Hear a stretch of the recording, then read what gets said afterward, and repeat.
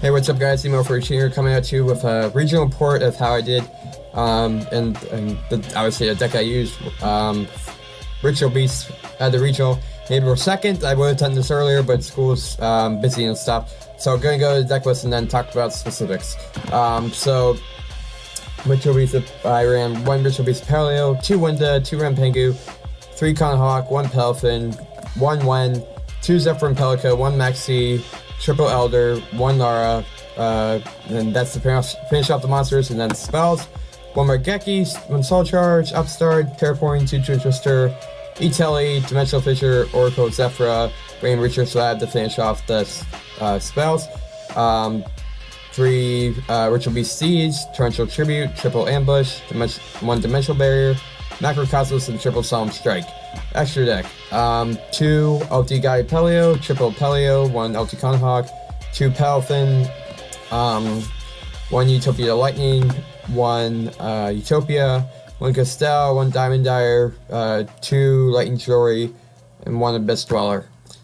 Side deck, 2 Game of Steel Sea Turtle Kaiju, 2 Flying Sea, 1 Ghost Ogre, 2 DD Crow, 1 Chain Whirlwind, 1 Mirror of O's, 2 Chain Disappearance, 2 Summon Gate, and 2 in the Band Played On. Now going through specifics of the deck, I guess, and changes I would make. Definitely put Winda to 3. She was amazing. Even when games I lost with her, like, she was able to give me a couple more turns. Just one being a beast and a tamer, and 2, her effect is just absolutely amazing. I would consider maybe dropping Wen. Like, it's just there for another tamer name, but like, she didn't come up a lot. Lara and Zephyr and Pelica came up a lot more. So there's that. Spell lineup, I'd probably drop Etelli. It never really helped when I had it. It didn't really do much. Like, maybe it gives you, worst case scenario, it gives you a tamer if you're in a tight spot. But usually, especially with it at 1, it's not that great.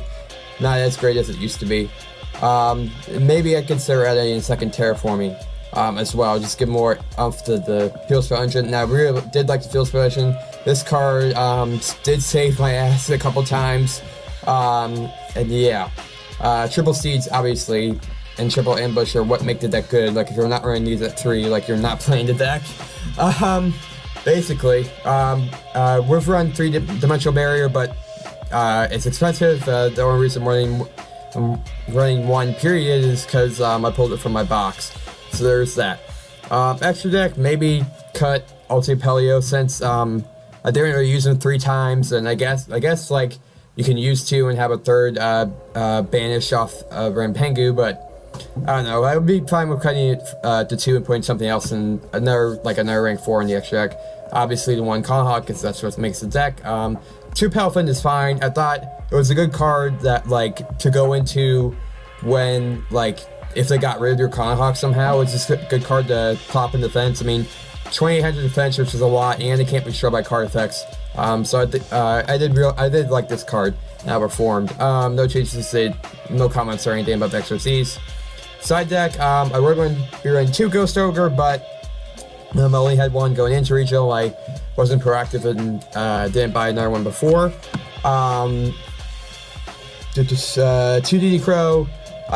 This didn't help. I was still definitely consider running the side deck, but I just didn't draw it. I didn't draw it when I needed it. And when I did have it, it was kind of like, when I did draw it, it was usually like a mute point. Like, if you don't open with this, it's kind of like, meh, whatever.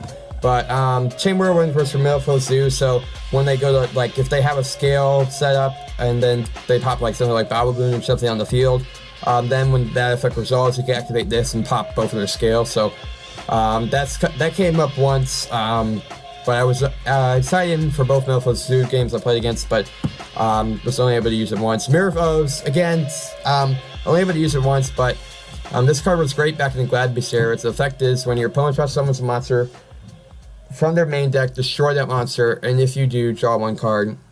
This obviously can be used against Zodiac or Rapier, when they special summon from the main deck, and then you go +1, and not +1, so you have to give up this card, I guess, but you draw a card in addition to that. It's pretty cool. It can also be used on against Totally Awesome to, at the very least, bait in the gate by popping and drawing a card when they summon like Rolling Toner or Duke Frog from deck. So yeah, this I thought, or like when they go Invoker and trust summon Rat from deck. So I think this is a tech like you could definitely run this one for sure. Change of Spirits is great all around. I mean, Rat has 0 attack, but it's also just been a really good card. Summon Gate for the Zoo deck because they summon a lot more free monsters from the extra deck per turn. And the ban played on was for Paleo Exotic, so if they had one special summon trap on the board, they couldn't go into any others, and so they'd have to normal summon a frog in order to make a rank 2. So going over specific matchups, round 1, I played Metalfield's counter, but he was kind of new, but it was his first regional. He was running Synchron, so I won that one. Round 2, and this one got me sides for the rest of the day. It didn't turn out so great, but round 2, I won against Winwich and invoked Artifact, and that was a good match. It was 2-1 to him, so it was close, but I really enjoyed that. Round 3, I played against 60-card Paleo and had a draw, and that was annoying. I don't know. I just don't like draws for some reason. Yeah, I don't know. They're kind of weird, I guess.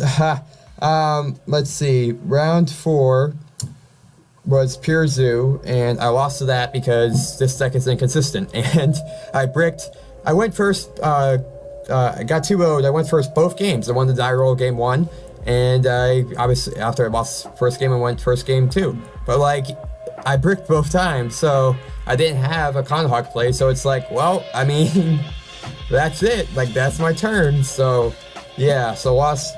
Got 2-0 by him. And then rounds 5 and 6 were against Metalfield Zoo. That deck's just so annoying. It like generates so much resources. It does take a while to play. Phoenix, when he went to regional Orlando and he was playing the deck, and judges were actually watching to make sure he wasn't making slow play. But no, it's just like the deck has so much going on, and a lot of his games went into time, and he had draws and stuff.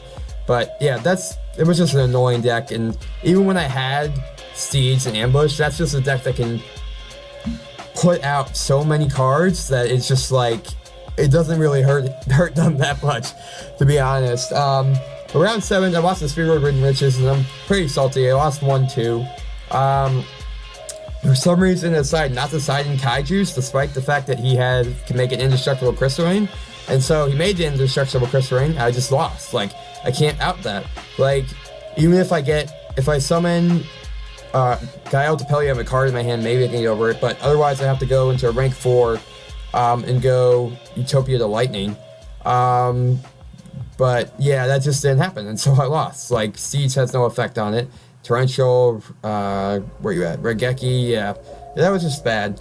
And then round 8 was a no-show, and then round 9, my ride wasn't doing so hot either, so we both left. I finished 3-4-1, I guess if you count round 9 as a drop, 3-5-1 for the day.